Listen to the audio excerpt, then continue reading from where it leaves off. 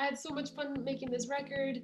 It was 10 years in the making. We put a lot of love into it, and it's just really amazing that that it's getting recognized, and that hopefully more people will learn about it and will get to hear it.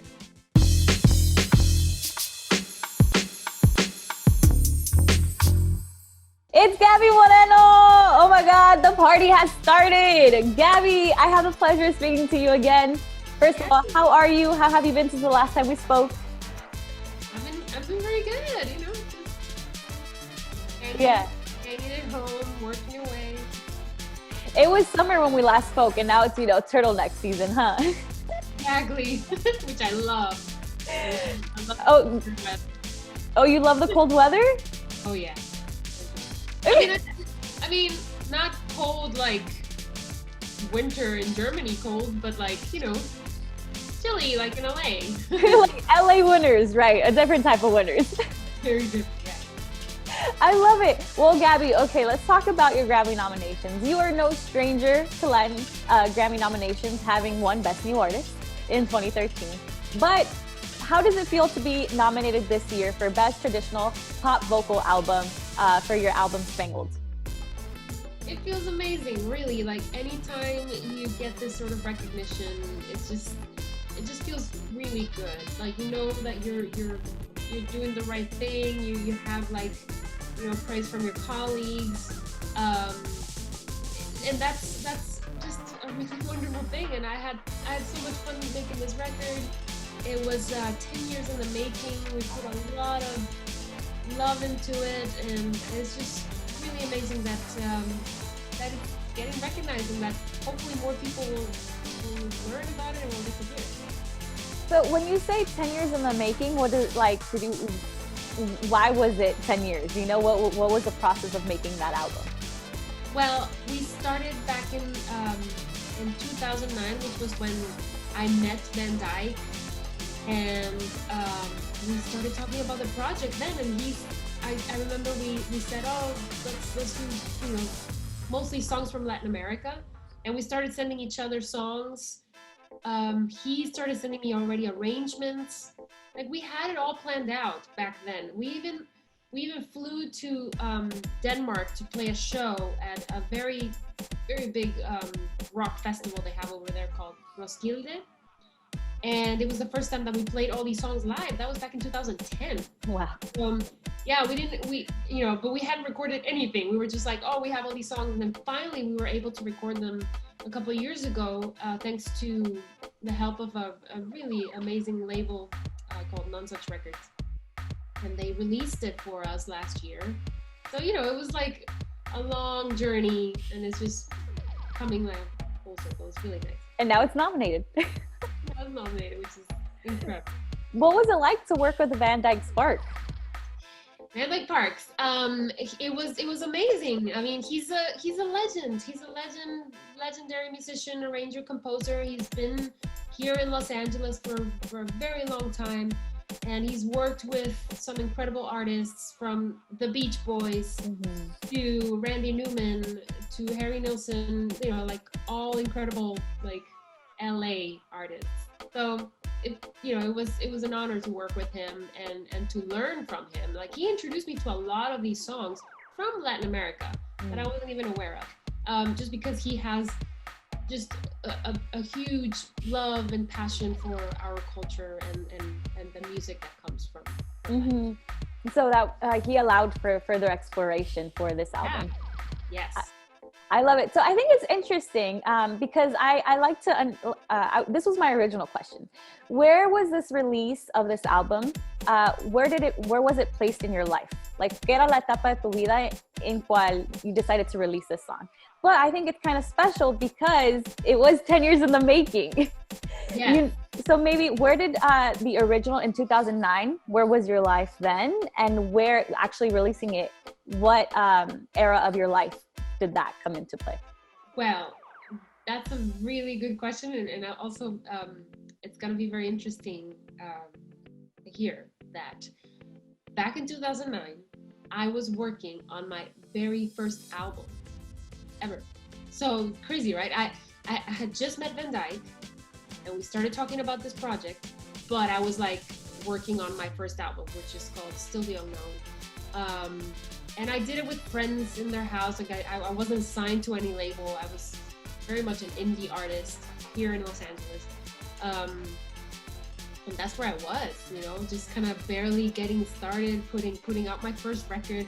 I went on my very first tour. I opened for Tracy Chapman for like 3 weeks all over the US, just by myself with my guitar. That's where I was, you know, like just having all these like first time experiences, first record, first tour.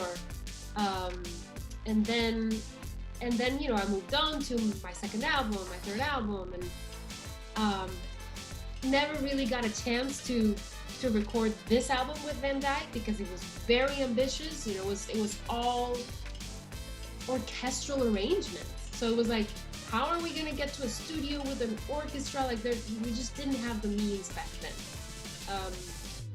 So you know, it all in good time, right? That's what they say. So I'm just happy that that finally we found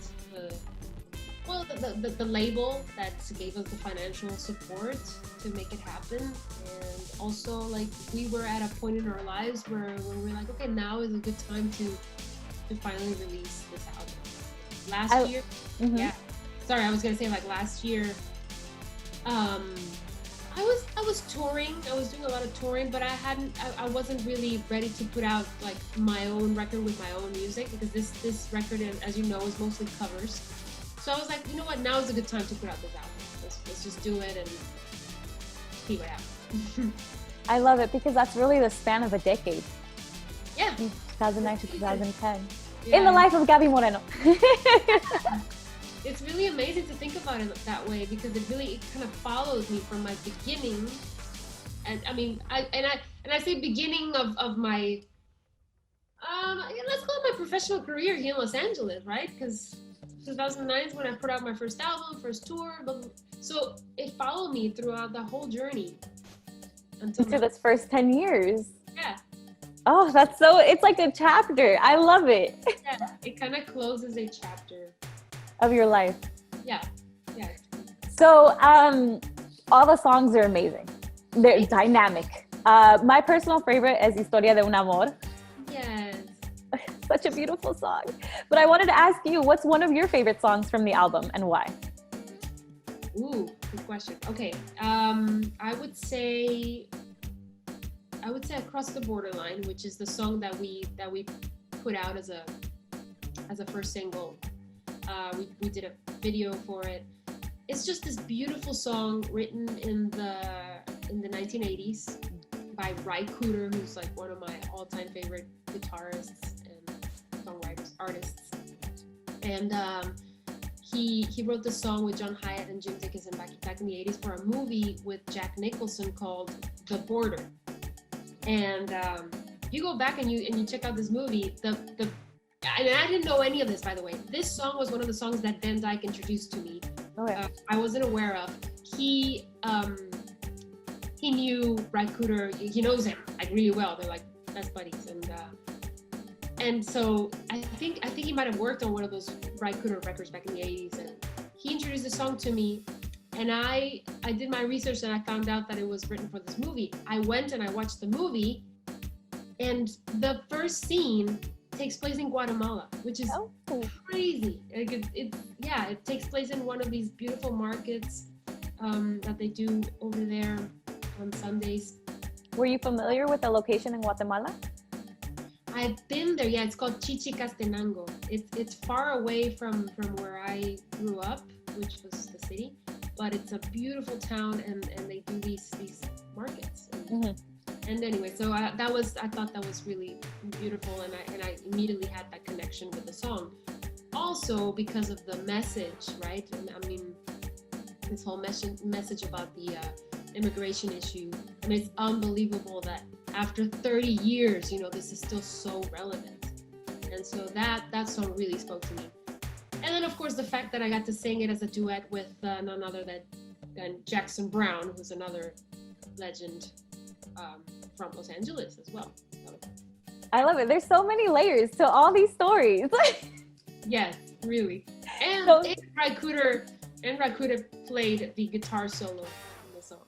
wow. Another LA artist. So see, there's a lot of like beautiful Los Angeles connections. It's like, was it coincidence or was it meant to be?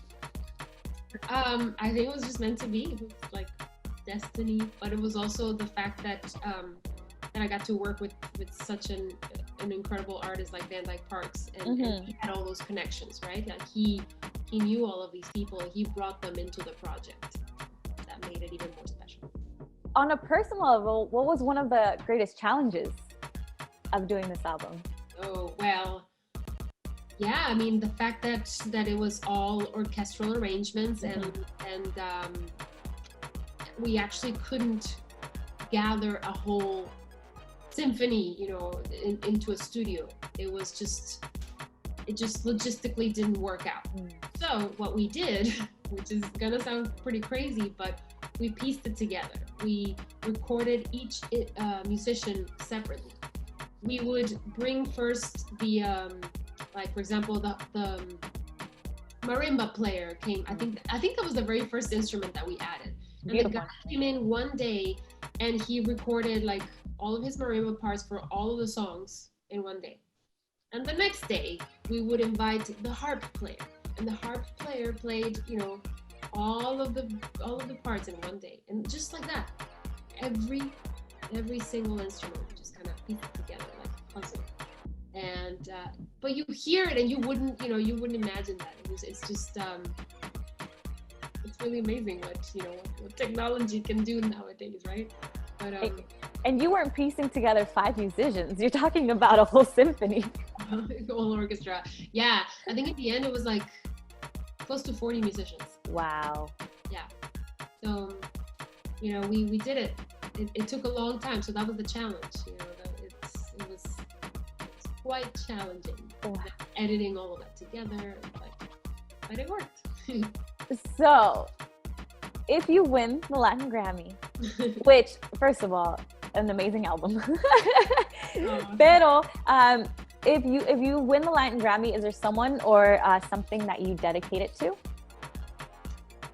Oh gosh, I mean, so many people were part of this and made it happen. I mean, beginning with Van Dyke, of course, my collaborator and partner in crime in this project.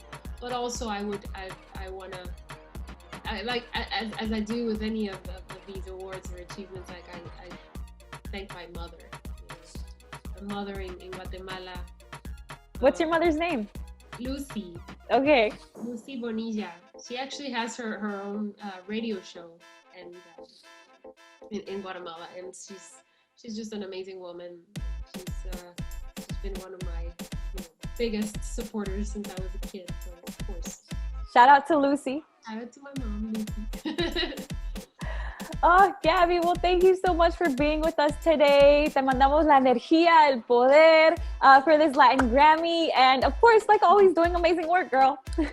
Thank you so much. Thank you. I mean, I'm just happy, like I know a lot of artists say this, but really it's just a huge deal to be nominated. And the artists that I'm nominated with, I mean, they're all so amazing. I mean, Jose Luis Perales, you're kidding? Yeah. Legend. So regardless of what happens, I'm just so happy and honored to have been nominated.